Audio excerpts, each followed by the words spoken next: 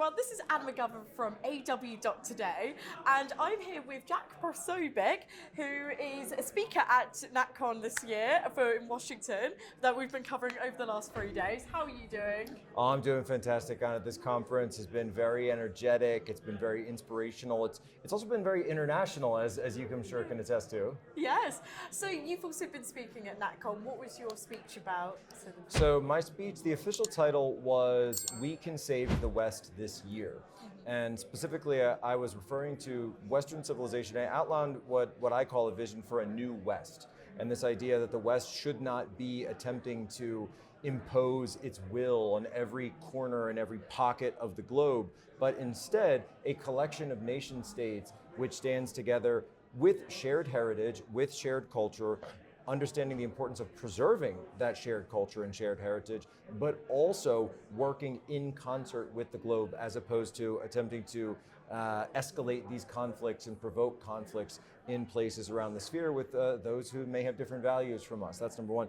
Number two, what I talked about also was the importance for conservatives, and I thought at the National Conservatism Conference it would be appropriate to talk about this, that we cannot be people who are only defined by our principles. And what do I mean by this?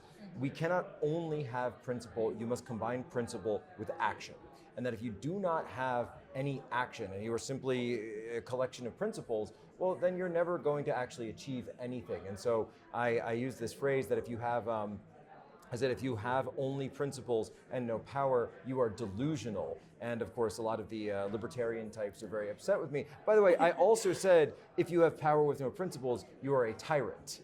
And so, people seem to be missing that part of it. But I think it's instructive because a lot of the conservative movement tends to focus on winning elections, claiming to have principles, but then when they get in office, they seem to forget about all of them and they govern however the left wants.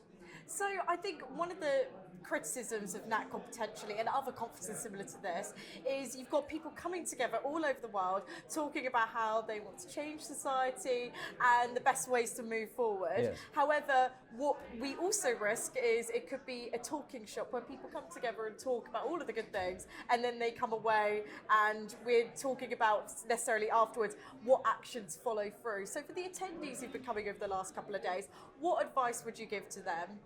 Well, I would certainly accept that as a valid comment. And so that for myself, I argued actually in my speech, I said you must adopt what I called the 3 a.m. mindset.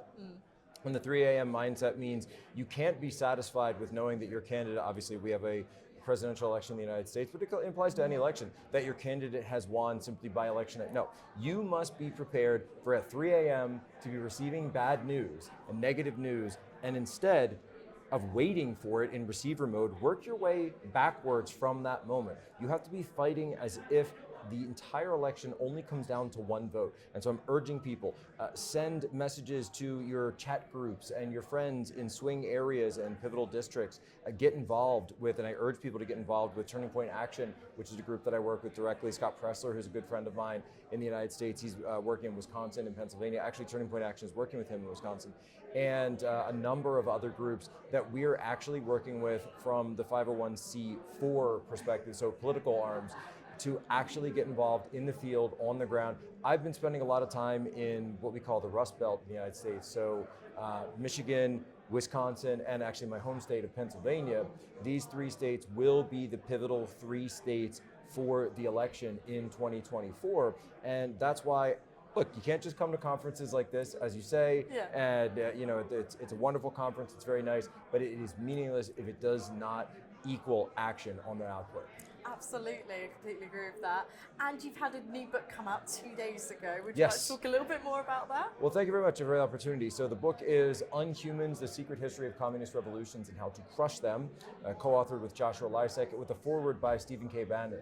And it's a history of communist revolutions from a perspective of systems. And so we don't talk about communism as an ideology or a philosophy. This is not a philosophy book in any way. What it is we look at communism as a tactic. And with drawing on my background as a military intelligence officer, and Joshua's background doing a lot of business systems writing, that we understand that it's a system that's been applied to country after country, place after place, time after time, again and again, different methods, different names. Sometimes it's called the Bolsheviks, sometimes it's called the Jacobins, sometimes it's called the CCP, but it always equates to the same system and the same tactics. And so we examine those throughout history, and we find that those same tactics and those same patterns are actually taking place within our world today. And then the final section of which is a way to defeat it. Now, when we were putting this all together, and Steve Bannon was instrumental in encouraging us to write the book and actually wrote the foreword to it, we had no idea that Steve himself would be subject to this same system, this of being arrested as a political prisoner behind bars right now as the book has been released. And look, I'd be lying if I said it wasn't personal, knowing that a friend of mine is in a situation such as this. But it also shows me that you must be 100% more committed, 100% more steadfast in the knowledge that if we do not, like I just say, if we don't take action, if we just sit around complaining about these things, that nothing is going to change. And of course, early on when we announced the book was coming, I said, we had some criticism, people saying, oh, that's not happening. There's no communist revolution. I said, well, they just arrested the guy who wrote our foreword.